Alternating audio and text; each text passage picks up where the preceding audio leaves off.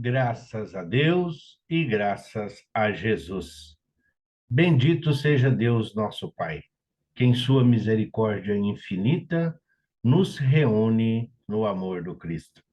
Você está no canal do Grupo Assistencial Espírita Frei Anselmo. Aqui você encontrará sempre os ensinamentos de Jesus numa interpretação espírita.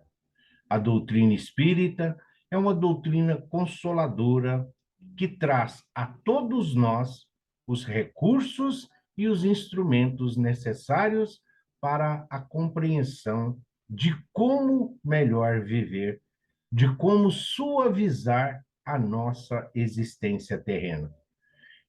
Grupo Existencial Espírita Frei Anselmo, uma casa bendita que tanto alento e que tanto conforto proporciona a todos nós. Divulgue em suas redes sociais, divulgue para os seus amigos, ajude a divulgar o canal do Grupo Assistencial Espírita Frei Anselmo. Assim, você estará colaborando para que o Evangelho de Jesus e a doutrina espírita possam chegar a todos os corações necessitados. Pai nosso que estais nos céus, santificado seja o vosso nome. Venha a nós o vosso reino e seja feita a vossa vontade, assim na terra como nos céus. O pão nosso de cada dia nos dai hoje. Perdoai as nossas ofensas, assim como nós perdoamos a quem nos tenha ofendido. Não nos deixeis cair em tentações, mas livrai-nos de todo o mal. Que assim seja. Graças a Deus e graças a Jesus. Nós estamos estudando o livro Religião dos Espíritos. E hoje nós vamos ver a lição Nós Mesmos. E ela está relacionada a uma reunião pública que aconteceu no dia 12 de junho de 1959. E Emmanuel, nesta lição do livro Religião dos Espíritos, ele dita, então, a Francisco Cândido Xavier esses belos exemplos e esse direcionamento seguro da nossa existência. E Emmanuel usou como referência a pergunta 930 do Livro dos Espíritos, que diz assim: é evidente, esta é a pergunta, é evidente que sem os preconceitos sociais pelas quais se deixa dominar, o homem sempre encontraria um trabalho, qualquer que pudesse ajudar a viver, mesmo deslocado de sua posição. Mas entre as pessoas que não têm preconceito e os que põem de lado, não há as pessoas que estão impossibilitadas de prover as suas necessidades em consequências de moléstias ou de outras causas independentes da sua vontade? Então, Kardec está perguntando: o homem despojado de preconceito, de discriminação, o quê? Mesmo e por que aqueles que estão privados da saúde, aqueles que estão privados do uso da razão, será que essas criaturas, como poderiam prover o seu sustento? A resposta dos benfeitores: numa sociedade organizada, segundo a lei do Cristo, ninguém pode morrer de fome. Com uma organização social previdente e sábia, o homem não pode sofrer necessidades, a não ser por sua culpa. Mas as próprias culpas do homem são frequentemente o resultado do meio em que ele vive. Quando o homem praticar a lei de Deus, disporá de uma ordem social fundada na justiça e na solidariedade, e com isso ele mesmo será melhor. Pois é. Então, é de nossa responsabilidade. Se aquelas criaturas que, devido à sua condição física, devido à situação em que hoje se encontra, estão privados do trabalho, estão privados da oportunidade de ganhar com o próprio suor o pão do seu trabalho, o pão diário, essas criaturas deveriam ser deixadas ao relento, deveriam ser abandonadas? E aí a resposta de Jesus é bem clara: ninguém deve morrer de fome. Sim, nós temos compromissos coletivos. A lei de sociedade está aí. É uma das leis morais contidas no Evangelho, no Livro dos Espíritos, e que faz parte do nosso dia a dia. Todos somos responsabilidade de todos. Vamos então a que Emmanuel nos diz na lição: nós mesmos. Que é preciso trabalhar na conquista honesta do pão, todos sabemos. Obrigação para cada um no edifício social é problema pacífico. Não ignoramos, porém, que muitos companheiros do caminho permanecem à margem, esquecidos na carência, mergulhados na provação, chafurdados na delinquência, agoniados no desespero e penitentes na enfermidade. Quem são no mundo os chamados para lhe prestarem socorro em nome do Cristo? Dizes que são os administradores. Contudo, os administradores, via de regra, jazem inquietos, criando verbas e leis. Dizes que são os políticos. Entretanto, frequentemente, os políticos andam apreensivos na arregimentação partidária, estudando interesses e decisões. Dizem que são os cientistas. Todavia, os cientistas quase sempre estão concentrados em suas pesquisas, multiplicando indagações e dúvidas infindáveis. Dizem que são os filósofos, mas os filósofos, na maioria das vezes, respiram encarcerados em suas doutrinas, alentando tribunas e discussões. Dizes que são os milionários. Todavia, os milionários comumente sofrem responsabilidades sem conta, fiscalizando posses e haveres. Dizem que são os comerciantes. Contudo, os comerciantes muitas vezes caminham absorvidos em suas transações, conjugando assuntos de compra e venda. Tão pejados de compromisso vivem na terra os governantes e os legisladores, os matemáticos e os intelectuais, os abastados e os negociantes, que serão todos eles categorizados sempre à conta de filantropos e de heróis, benfeitores e apóstolos, toda vez que forem vistos nas faixas mais simples da caridade. Lembra-te de Jesus quando passou entre os homens, cumprindo a lei de Deus. Em circunstância alguma, formulou exigências, apelos aos titulados da terra. Em todos os lugares e em todos os serviços irmanavam-se ele e o povo na execução da solidariedade em nome do amor divino. Assim, pois, se lembramos de Jesus com fidelidade, quem deve alimentar os famintos e agasalhar os nus, sossegar os aflitos e consolar os que choram, instruir os ignorantes e apoiar os desfalecentes, antes de qualquer cristão desmemoriado ou inibido, somos sempre nós mesmos.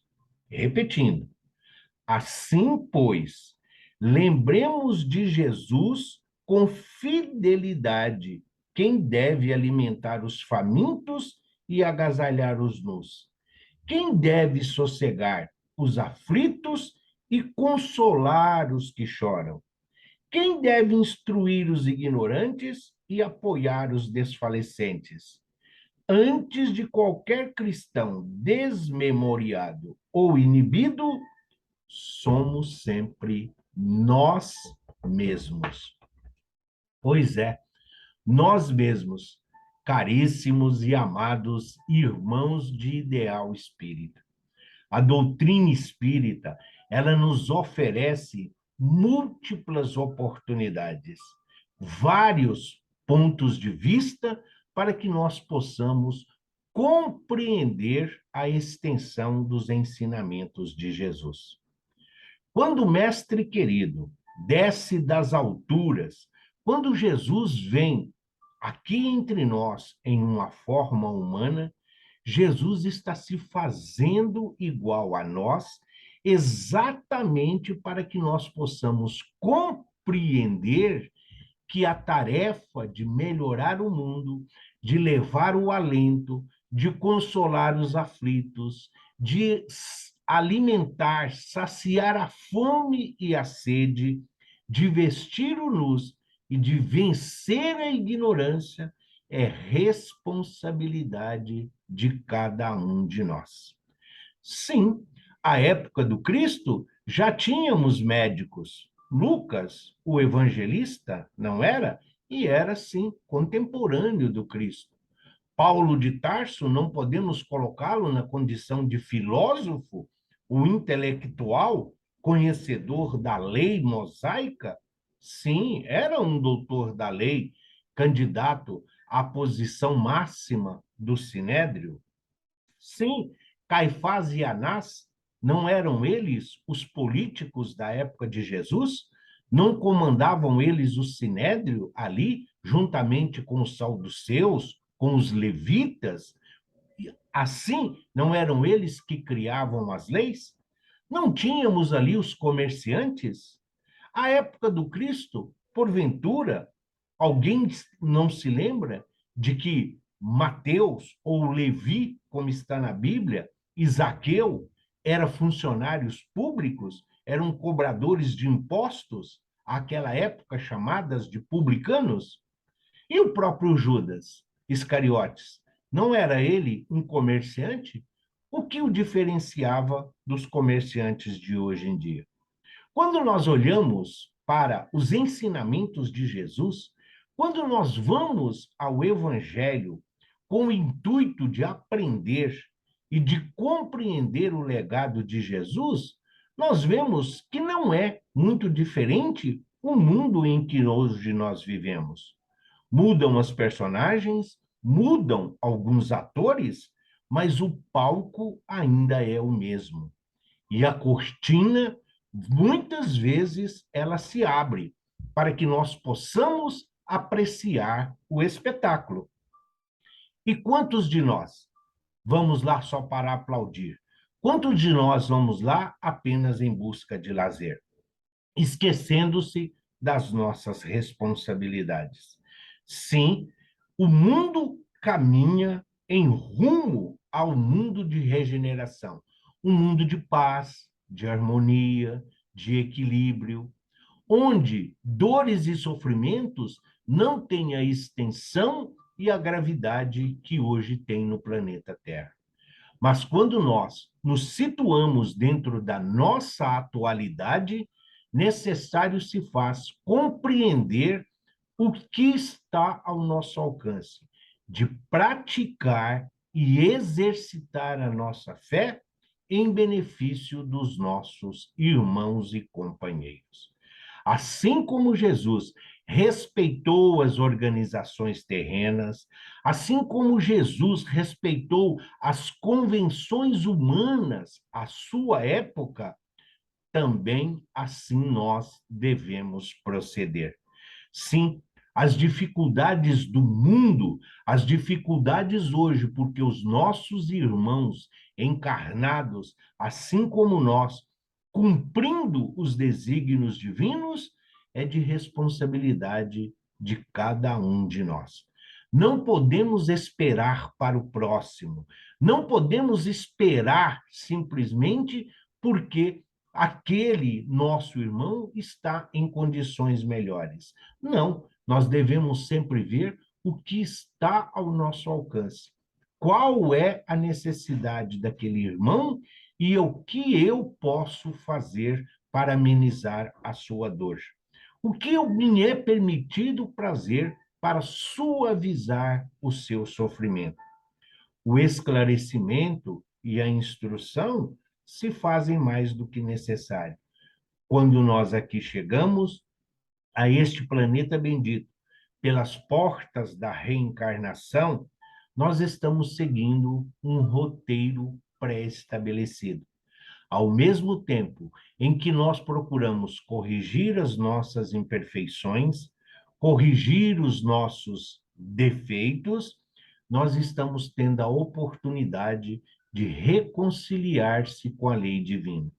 E o amar ao próximo como a si mesmo é o melhor recurso, é a melhor ferramenta e a melhor oportunidade de nós colocarmos em prática aquilo que foi traçado pelos benfeitores espirituais para o nosso aprimoramento moral e espiritual.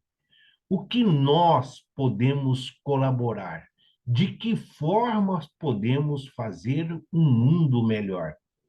Quando se fala de dor, de sofrimento, de necessidades, nós não podemos simplesmente entender aqui uma lei de causa e efeito ou de ação e reação.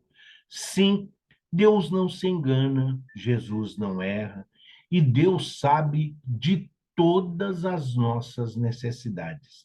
Jesus tem à sua frente o nosso prontuário, mas Jesus é aquele irmão querido que sempre nos oferece a oportunidade de trabalhar, de servir, de auxiliar, de amparar.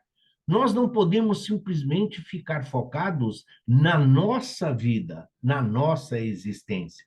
Nós somos seres gregários, nós somos seres coletivos, nós precisamos viver em sociedade.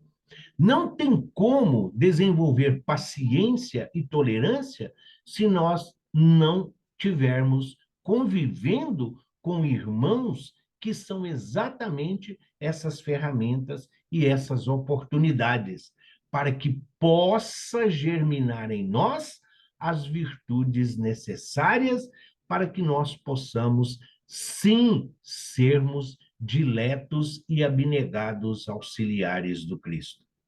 Quando nós colocamos nos políticos as responsabilidades daquilo que hoje nós convivemos, nós estamos transferindo a nossa responsabilidade. Eles são, sim, os responsáveis por criar a lei e colocá-las em prática. Existem as autoridades, existe o poder para que isso possa, sim, ser colocado como regra e norma e deve, assim como os mandamentos da lei divina, ser aplicado a todos os seres, independente de raça, cor ou credo, situação financeira ou situação física. As leis devem, ao mesmo tempo que favorece a todos, todos devem obediência.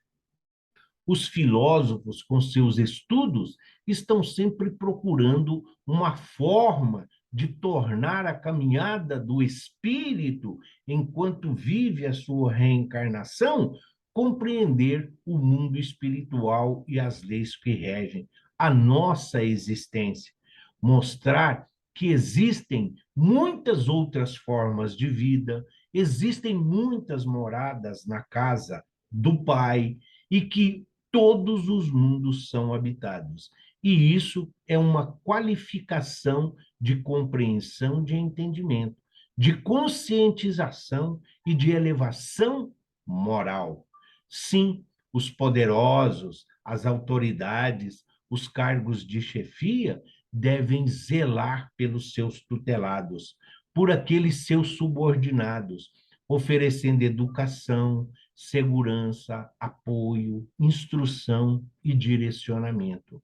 Sim, é a lei da sociedade. Aqueles nossos irmãos que hoje estão privados do trabalho, aqueles nossos irmãos que hoje estão privados de suster a sua própria existência, porque não tem como ir ali na busca dos recursos, a sociedade deve prover. Nós, como filhos de Deus, como irmãos em Cristo, devemos atender às necessidades dos nossos irmãos, atentando-se, então, para tudo o que os envolve. Porque não é apenas o necessitado, é a família que está à sua volta, é as condições dignas para que ele possa cumprir, assim, os desígnios divinos da sua existência. O pão de cada dia, o pão material, esse muitas vezes é fácil. Esse, às vezes, até para que nós nos desvencilhemos, para nos livrar do problema, qualquer um de nós pode oferecer o pão material, o pão físico, o pão para o alimento do corpo. Mas e o pão espiritual? Nem todos estão aptos, nem todos estão prontos, nem todos sabem ensinar, nem todos sabem educar, porque existe uma diferença. Ensinar é transferir conhecimento. Ensinar é apenas passar instrução e informação. Educar é viver tudo aquilo que nós estamos passando aos nossos irmãos, tudo aquilo que nós estamos professando. É praticar aquilo que nós falamos. Isso é educar. E muitas vezes, as criaturas que passam por dificuldades, as criaturas, nossos irmãos, em reencarnações expiatórias, acabam trazendo junto consigo os irmãos que muitas vezes os levaram a essas situações desastrosas perante a lei divina. Por conveniência, por interesse, os prazeres mundanos, as alegrias fúteis, os equívocos, muitas vezes nós nos arvoramos em levar vantagem, nós nos achamos melhores, e essa é a oportunidade que nós temos de nos reajustar perante a lei divina. Jesus, nosso guia e modelo, nosso mestre maior. Jesus, ele respeitou as oligarquias. Jesus respeitou todas as instituições. Porém, em todas as situações do seu cotidiano, Jesus sempre trouxe em pauta a misericórdia divina, a necessidade do perdão incondicional e a importância da caridade. Como diz a pergunta do Livro dos Espíritos, como Jesus entende a palavra caridade? Como podemos compreender caridade a partir dos ensinamentos de Jesus? A resposta é bem clara: benevolência para com todos, indulgência para com as faltas alheias e o perdão dos pecados. Nós devemos ser benevolentes, devemos praticar o bem, praticar o amor, sermos pacientes e tolerantes em todas as oportunidades que se apresentam no nosso dia a dia. Fazer o bem sem olhar a quem, fazer o bem sem interesse, fazer o bem porque é uma lei natural e que nós devemos praticar. Não importa, Jesus disse amar ao próximo como a si mesmo. Ele não diz à família, ao amigo, à comadre, aos colegas de serviço, aos colegas de evento e da própria casa espírita. Jesus disse amar o próximo e não aquele próximo. Indulgência para com as faltas alheias. Se todos nós somos imperfeitos e se todos nós cometemos erros, equívocos e enganos, por que julgar? Por que condenar? Por que não sermos benevolentes? Por que nós vamos nos colocar na situação de Deus? De julgar? Nós somos juízes? Nós somos os conhecedores únicos da verdade? Qual é a necessidade da criatura? O que levou ele a agir dessa maneira? Por que o delinquente está cometendo atos delituosos? Será que ele teve a educação, a informação? O que o levou a agir dessa maneira? Viveu no meio do ódio ou do amor? Foi espancado? Foi violentado? Ou viveu num mundo de transgressões? Num mundo que não lhe ofereceu as oportunidades através dos companheiros de jornada? Perdão das ofensas. Nós devemos estender o benefício, porque nós, como seres imperfeitos, todos os dias nós pedimos perdão a Deus. Nós transgredimos a lei, nós muitas vezes inconscientemente lesamos nossos irmãos, muitas vezes nós não respeitamos as leis naturais, muitas vezes nós prejudicamos o meio ambiente, os nossos pensamentos são jogados na atmosfera e isso acaba sendo absorvido pelos nossos irmãos e vigilantes. Então, elevar a nossa frequência vibratória, elevar a nossa confiança e a nossa esperança nas promessas do Cristo é estar beneficiando a todos os nossos irmãos necessitados. Então, como o próprio Cristo recomenda e como o próprio Emmanuel nos alerta na lição de hoje. O mundo, o planeta Terra, que hoje nos abriga e que nos oferece a oportunidade bendita da vida, sim, é responsabilidade nossa. E fazer um mundo melhor, nós não podemos esperar este ou aquele. Somos nós mesmos as ferramentas e os instrumentos a serviço do Evangelho e a serviço do amor. Onde e com quem estivermos, que possamos, como Paulo de Tarso nos ensina, viver em Cristo, para o Cristo e em Cristo, despertando o Deus adormecido, despertando o amor no coração daqueles que ainda não compreendem que somos filhos do Altíssimo e que Jesus é o nosso companheiro de todas as horas. Que assim seja. Graças a Deus e graças a Jesus.